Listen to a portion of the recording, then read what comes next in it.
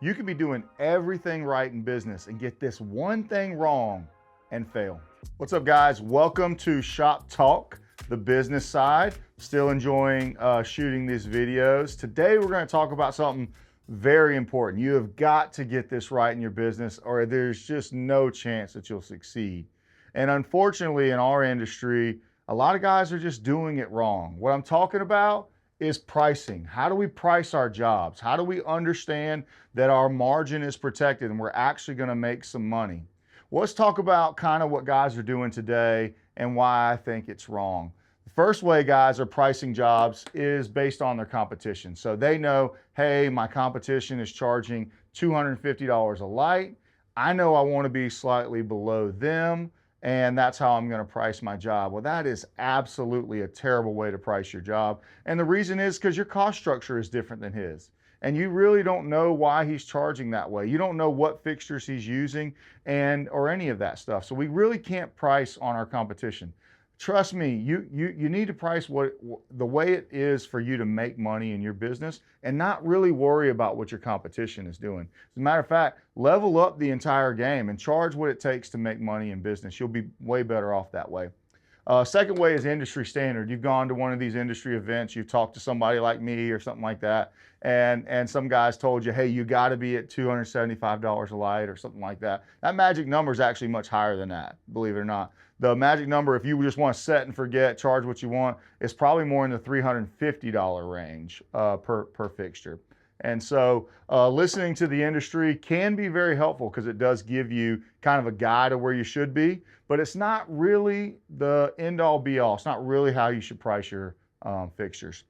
The next one's the worst one, feelings. I feel like if I charge this, I'll probably make money. That is a terrible way, along with bank account accounting, like the guys do. As long as I got a little bit of money in the bank account, I'm doing okay. Well, that is no way to price a job, is not a way to be successful.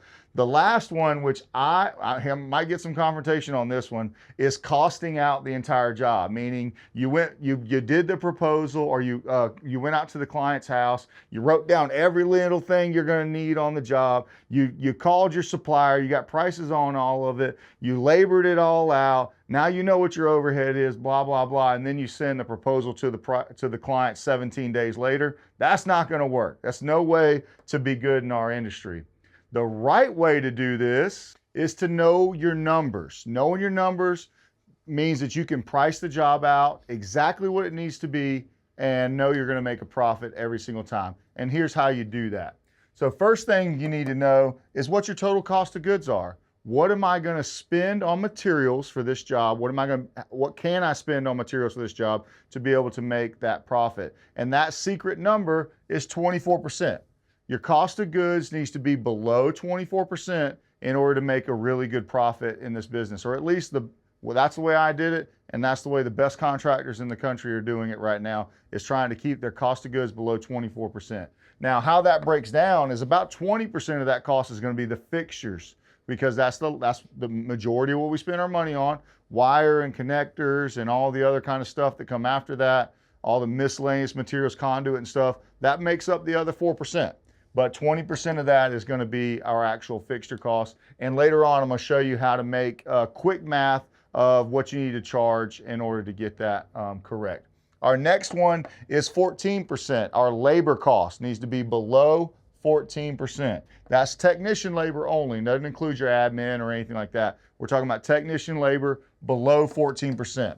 Now, those two things combined add up to 38%, which gives us a gross margin of 62%. Gross margin is really important. In this industry, just about like any other service-based industry, our gross margin needs to be above 60% to protect our margin and be highly profitable at the end of the day.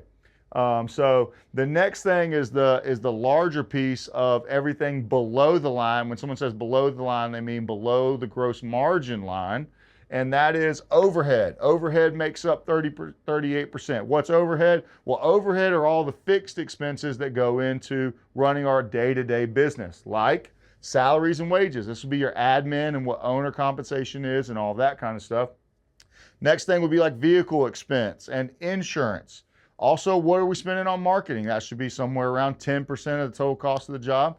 but marketing is there. And then what does it cost to be in our building and have inventory and all of that kind of stuff? All of that is in overhead. Now, and I always wanted to keep my overhead at 38% or less, which is really good. And one mistake guys make early on in business is say, oh, well, my overhead's only 12% or 15%, right? Because they don't have all the expenses that you grow along the way when you're at scale. So they drop their pricing because their overhead is lower, but that's the time where you've got to protect your margin even more. You got to make that extra margin so that you can build capital in the business so that when you do get to scale, you're able to afford all of the other infrastructure things that are there. And last and most important is profit. Profit at 24%. Why did I pick 24%? Because I like 24%. And the reason why I like 24% is because I'm going to screw up 3 to 4%. And I definitely want to make more than 20 points. So as long as I'm making more than 20 points, that's really what I'm looking for in business. So the major categories, we'll go over them again. Cost of goods, labor rate, this is technician labor rate, overhead, and then profit. That's the business model right there. Now, what I always taught my guys, well, if I don't know what it costs, what do I do? Real easy way to do this is let's say you spend $70 on a light and you're out in the field, you want to give a customer a quick price. If you just multiply that times 5 to get your cost of goods at 20%, right? Or your cost of that fixture below 20%, then you know you need to price that fixture at $350 a light. This is a quick way to do this. I do recommend knowing your specific numbers so that way you can get this more accurate. But a quick way to do it is $70 times 5 is $350. I think my math is correct. All right, math's correct. and that's how you get your overall cost. Now, one mistake other people make is they don't charge for everything. You got to charge for risers and you got to charge for connections, and you need to charge for all the other things that go into the job, making sure that you keep your cost of goods below that 24% markup there. Now, this is Shop Talk. And I'd love for you guys to become a Redwoods Pro Install Partner. Our Redwoods Pro Install Partners get all this information every single day. They have access to me and my team. And I'd love for you to become a Redwoods Pro Install Partner today.